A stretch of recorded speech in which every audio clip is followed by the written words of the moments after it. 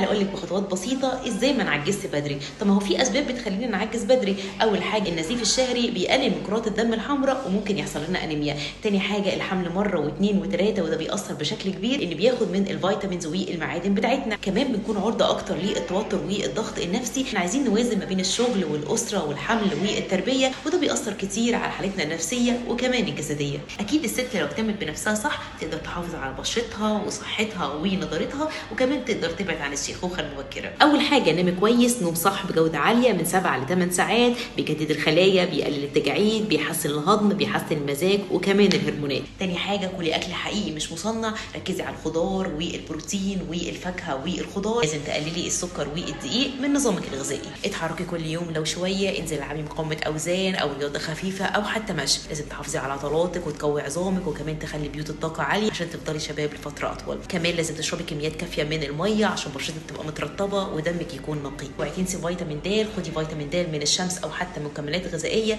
بيحسن المزاج، بيرفع المناعه وكمان بيمنع الشيخوخه. حاولي تقللي توترك باي شيء، انزلي العبي رياضه، كلمي حد بتحبيه. الكورتيزول لو عالي بيبوظ توازن الهرمونات في الجسم، بيقلل الكولاجين، بيسبب تساقط في الشعر وكمان حب الشباب. اقول لك على حاجه، ابعدي وفضي دماغك من كل الناس السامه، استنزفي طاقتنا على الفاضي. كمان بيخرب النوم والمزاج وبيخلي الجسم يخزن دهون في منطقه البطن، بيعطل التبويض وبيلخبط في الدوره الشهريه. قصي نفسك بانتظام، اعملي تحليل سكر وغده ودهون وحديد وفيتامين د. كل ما تكتشفي بدري كل ما تحافظي على شبابك.